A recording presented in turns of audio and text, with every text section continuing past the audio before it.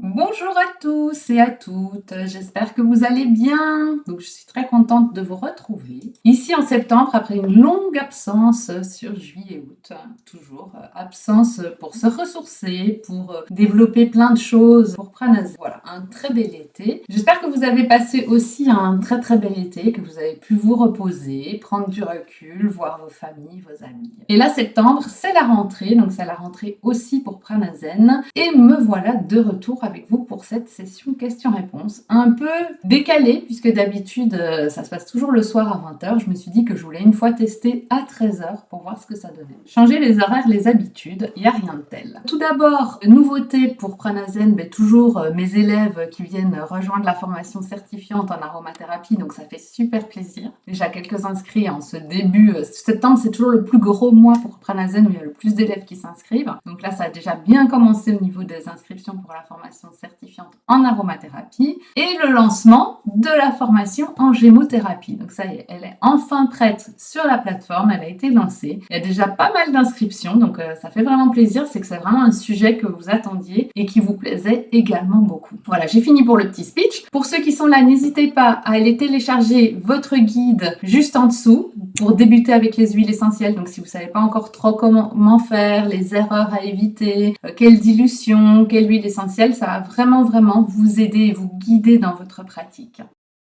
Alors, je vais commencer tout de suite avec les questions. J'ai la première question qui m'a été posée et à laquelle j'ai promis que je répondrais, qui est de savoir quelles huiles essentielles on pouvait utiliser pour lutter contre un bouton de fièvre. Et oui, c'est vrai qu'il y en a eu beaucoup cet été, puisque quand on est porteur du virus de l'herpès et qu'on a tendance à développer des boutons de fièvre, le soleil n'arrange rien, fragilise notre peau et le virus en profite pour se multiplier. Alors, est-ce que vous avez une idée, me répondre dans le chat, de quelle huile essentielle vous utiliseriez en priorité pour soulager un bouton d'herpès? Après, voilà, ça c'est vraiment l'huile essentielle que je cherche, c'est vraiment comme en formation, on dit toujours il y en a une qui le fait le mieux. C'est pas pour ça qu'avec d'autres ça ne fonctionne pas, parce qu'on a plein d'huiles essentielles qui ont quand même de belles propriétés antivirales et avec lesquelles ça peut bien fonctionner. Mais il y en a toujours une, je trouve, qui le fait le mieux que les autres, et c'est celle-là dont j'ai besoin que vous me parliez aujourd'hui. Et Yveline, elle nous dit bouton de fièvre égale niaouli, et c'est vraiment l'huile essentielle que vous devez retenir. Elle a de très belles propriétés antivirales, donc est capable de vraiment apaiser un bouton de fièvre, mais elle aura en plus un aspect cicatrisant. Et qu'est-ce qu'on cherche avec un bouton de fièvre?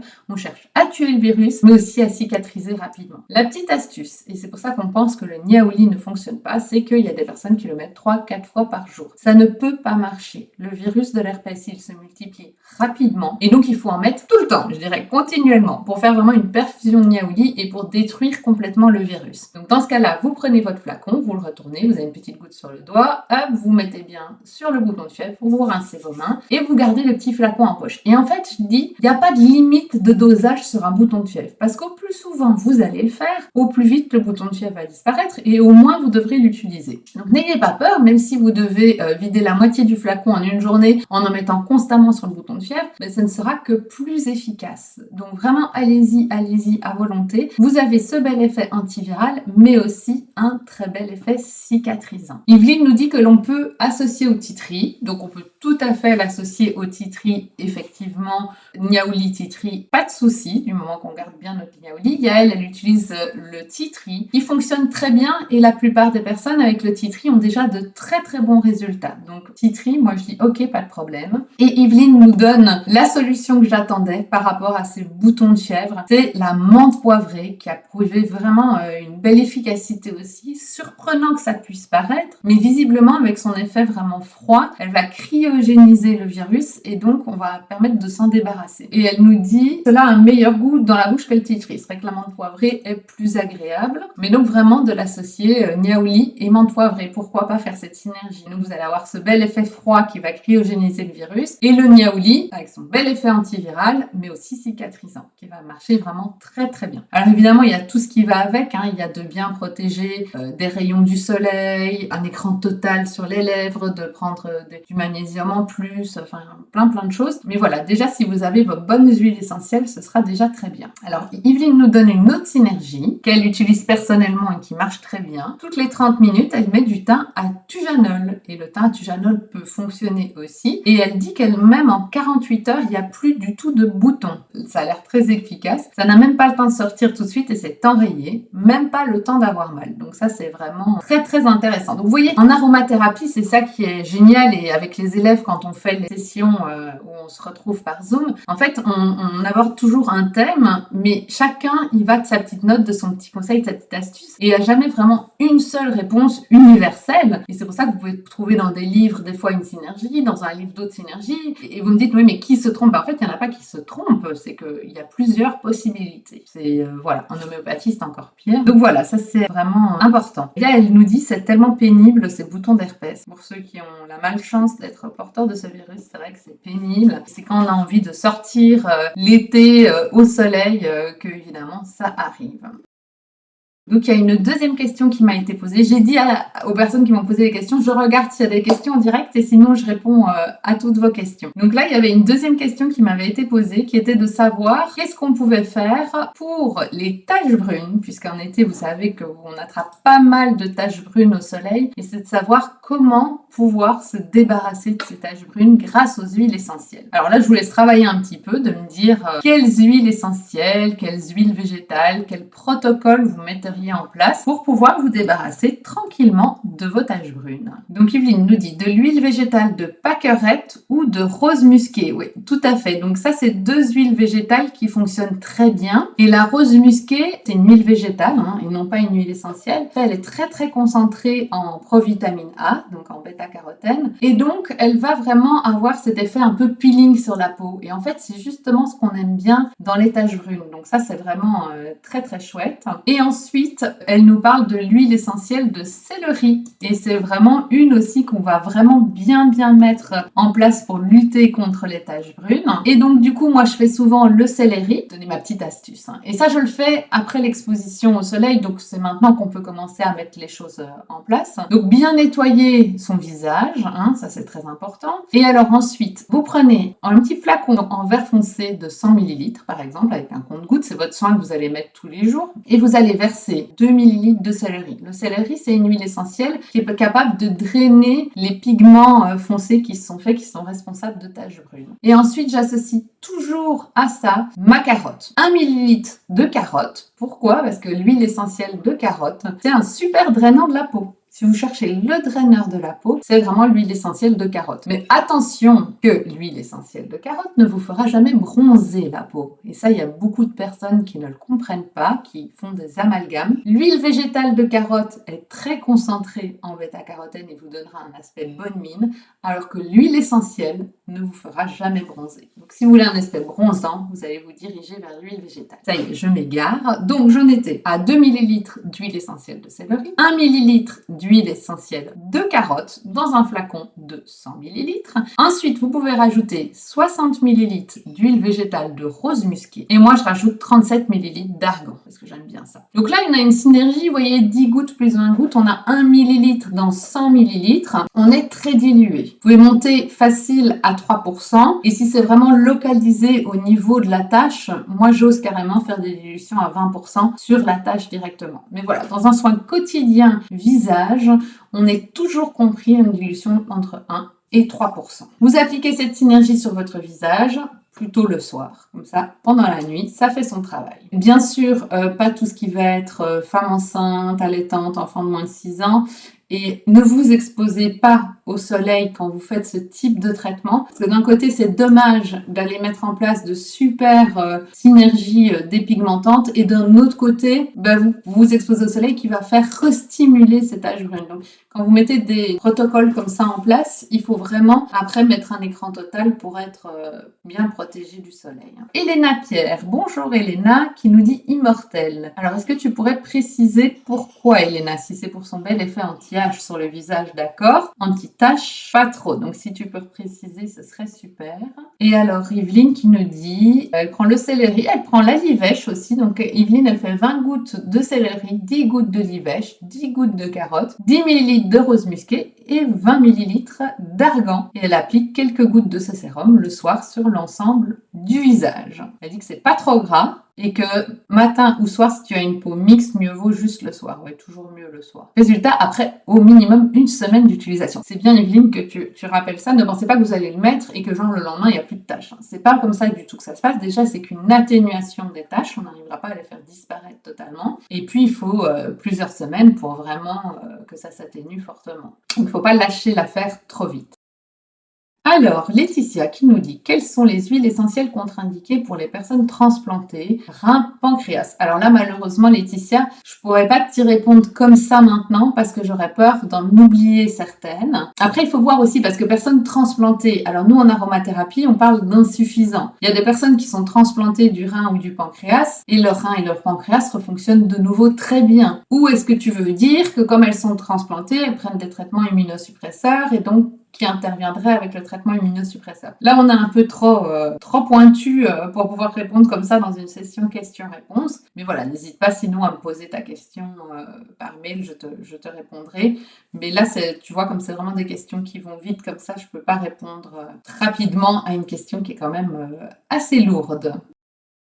Donc, je ne sais pas s'il y a d'autres questions, si ça vous avez d'autres soucis, c'est vraiment le moment de les poser. Moi, je veux vraiment être à votre disposition 30 minutes tous les mois, bénévolement, on va dire, sur mon temps de midi, parce que mon but, c'est vraiment de pouvoir vous faire avancer avec les huiles essentielles et que vous puissiez aller beaucoup plus loin que ce que là où vous en êtes aujourd'hui. Donc voilà, vous voulez utiliser les huiles essentielles, vous sentez un blocage, il y a un petit truc que vous comprenez pas, il y a quelque chose avec lequel il faut avancer. C'est vraiment le moment de poser vos questions pour que je puisse vous apporter toute mon aide, quoi. Alors, je vais prendre du coup la question suivante qui m'est posée et qui revient à chaque mois de septembre. Donc, je pense que dans tous les lives du mois de septembre, c'est cette question-là qui revient. C'est de comment aller booster son immunité avec les huiles essentielles pour ne pas tomber malade cet hiver. Donc, qu'est-ce qu'on met en place dès maintenant, dès le mois de septembre, pour ne pas tomber malade? Je vous laisse répondre parce que vous avez sûrement déjà quelques idées. Donc, je voudrais bien savoir quelle huile essentielle, mais aussi quel protocole d'utilisation, comment vous allez l'appliquer et tout ça. Alors, je ne sais pas si j'en ai ici, moi, parce que j'ai pas encore... Là, je suis encore sur toutes mes huiles essentielles de l'été. J'ai mon argan, j'ai mon immortel, j'ai ma mélange relaxation. Est-ce que j'ai déjà amené cette huile essentielle-là ici? J'ai mon citron détox, cure détox, donc ça, c'est tout le temps, quand j'y pense. Comme je suis une très mauvaise élève et que j'y pense que de temps en temps, en fait, au lieu de faire ma cure de 3 semaines, 2-3 fois par an, 4 fois par an, eh ben, je prends quand j'y pense. Et alors, non, je n'ai pas encore sorti cette huile essentielle-là. Je vais devoir commencer à la sortir. Alors, vous m'avez dit Ravinsara, et c'est bien celle-là que je pense. L'huile essentielle de Ravinsara, en malgache, moi, ce qu'elle vient de Madagascar, ça veut dire l'herbe bonne à tout. Donc, elle est capable de, entre guillemets, nous débarrasser de tout. Et c'est une huile qui a vraiment cette propriété d'avoir un effet antiviral, mais aussi stimulant immunitaire important. Mais quand on dit stimulant immunitaire, j'ai envie de dire plutôt régulateur immunitaire. Donc, si votre immunité est beaucoup trop boostée, parce que j'ai souvent la question, non, le Ravinsara ne va pas encore booster plus votre immunité. Par contre, si votre immunité est trop faible, oui, elle va vous la monter. Donc, vous voyez, les huiles essentielles, c'est très, très intelligent. Alors, comme nous dit Yveline, 2 gouttes sur la langue tous les jours, pour ceux qui aiment la voix orale. Donc, tous les matins, par exemple, vous allez vous dire, je mets mes 2 gouttes sur la langue. Je vais le faire tout l'automne, tout l'hiver pour pas tomber malade, mais du coup, vous allez faire 5 jours sur 7. Donc, toujours mettre cette petite pause thérapeutique de 5 jours sur 7, c'est très important pour ne pas avoir une accumulation d'huile essentielle dans votre corps qui pourrait être toxique. Donc on respecte vraiment ces 5 jours sur 7. Et vous pouvez faire 2 gouttes tous les matins pendant tout l'hiver. Si vous n'aimez pas cette voie orale, vous pouvez aussi vous dire, moi je vais mettre des gouttes sur les poignets. Et donc vous mettez 2 gouttes sur les poignets, vous massez poignet contre poignet. Allez, je vais le faire. C'est pas avec le citron parce que comme je vais aller au soleil, ici on est encore très chaud à Montpellier, je crois qu'il fait chaud partout. Je vais le faire avec une solution plus d'eucalyptus. Comment vous faites? Donc soit vous avalez 2 gouttes, pas trop trop envie de le faire maintenant, j'ai pas encore mangé, donc voilà. Soit vous mettez 2 gouttes sur les poignets, ça c'est de l'eucalyptus, 1, 2, ouh là j'en ai 4 qui sont tombés, c'est pas grave. On fait poignée contre poignée, donc c'est ça que je vous demande de faire pour booster votre immunité. On peut en mettre 4, hein. Moi j'en ai mis 2, il y en a 3 qui sont tombés.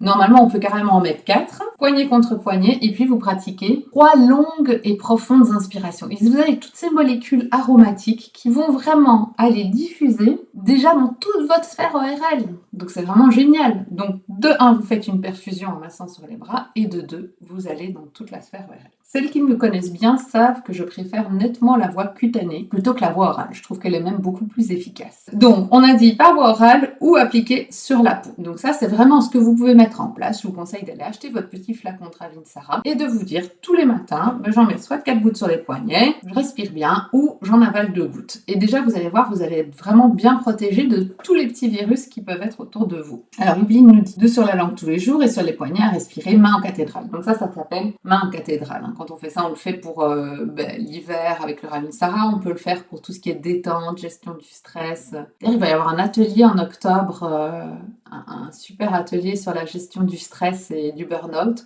Et vous allez voir qu'on va beaucoup parler de ce point réflexe, qui est vraiment le poignet-poignet, c'est la gestion du stress en médecine chinoise, de tous les points réflexes et des mains en cathédrale, parce que l'olfaction et notre cerveau limbique est très lié à notre état mental. Donc on va vraiment voir tout ça en octobre. Alors, elle nous dit, Yveline, à partir de septembre jusqu'à fin de l'hiver, en prévision des maladies virales ou microbiennes de l'hiver. Voilà, c'est une huile essentielle qui est utilisable même chez le tout petit. Et donc c'est ça qui est hyper chouette, c'est qu'on n'a pas de précaution d'emploi sur le Ravinsara. Donc elle peut être utilisée pendant la grossesse, attention, pas le premier mois de grossesse, puisque c'est là que le bébé se forme et les organes se forment, donc on ne donnera jamais quelque huile essentielle que ce soit le premier trimestre de grossesse. Mais après, la femme enceinte peut également se protéger en utilisant le Ravinsara. Il n'y a pas de contre-indication chez la femme enceinte à cette huile essentielle. Et pareil chez le jeune enfant. Chez le jeune enfant, il y a toujours des règles de dilution à respecter, donc on ne va jamais appliquer les huiles essentielles pures. Et c'est des choses qu'on voit ensemble au cours de la formation.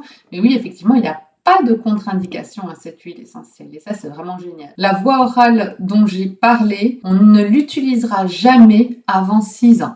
Et même, il y a sur certaines huiles essentielles, c'est qu'à partir de 12 ans, voire 15 ans, mais cette voie orale ne peut jamais être mise en place, quelle que soit l'huile essentielle, avant 6 ans, parce que les organes ne sont pas matures, donc on ne fait pas avaler des huiles essentielles. Donc voilà, donc on oublie, comme nous dit Yveline, les 2 gouttes à avaler. Ça ne marche pas à ce moment-là.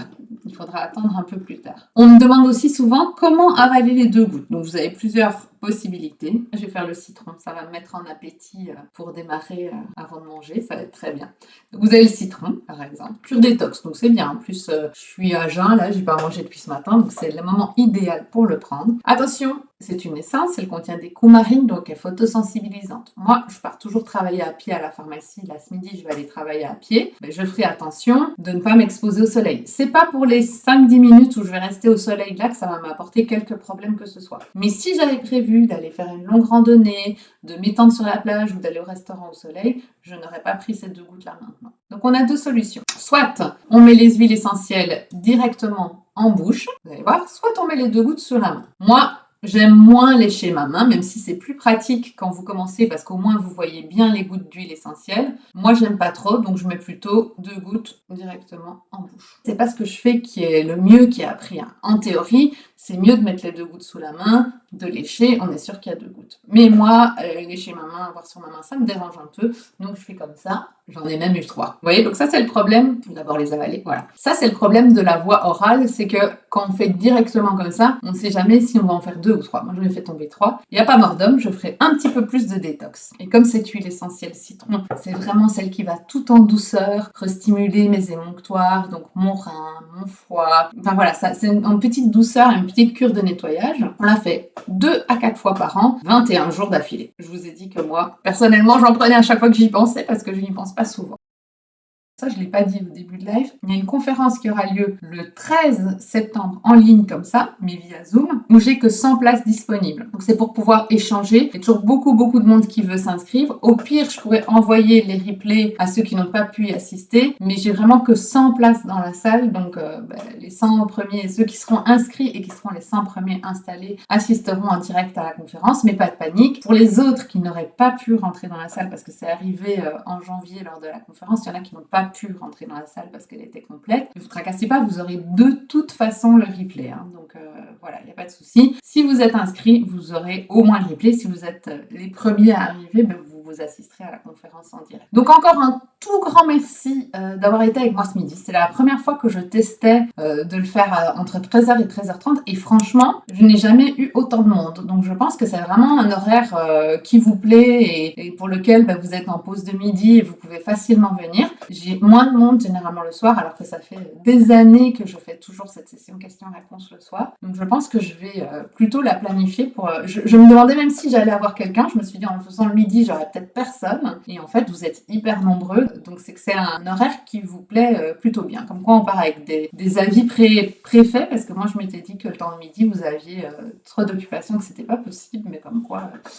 Voilà. Et je vais vous souhaiter une très très belle journée. Et puis je vous dis à très vite, soit le 13. Et puis sinon, on se revoit le mois prochain, début octobre, pour de nouveau la session questions-réponses que je ferai de nouveau sur le temps de midi. Et puis je vous souhaite une très très belle après-midi et je vous dis à très vite. Bonne journée à tous. Si cette vidéo t'a plu, je t'invite à me laisser un commentaire et je te donne rendez-vous dans 15 jours pour une nouvelle vidéo. Si tu veux en apprendre plus sur les huiles essentielles et les utiliser dans ton quotidien, pense à cliquer sur le bouton s'abonner puis sur la petite cloche pour être notifié dès que je mets une nouvelle vidéo en ligne. Et c'est parti pour la transformation. Je termine avec un cadeau d'accueil. Tu recevras aujourd'hui ton guide qui te livrera les 9 erreurs à éviter lorsque tu utilises les huiles essentielles. Tu trouveras le lien pour télécharger ce guide juste en dessous de cette vidéo. Je te souhaite une belle journée aromatique.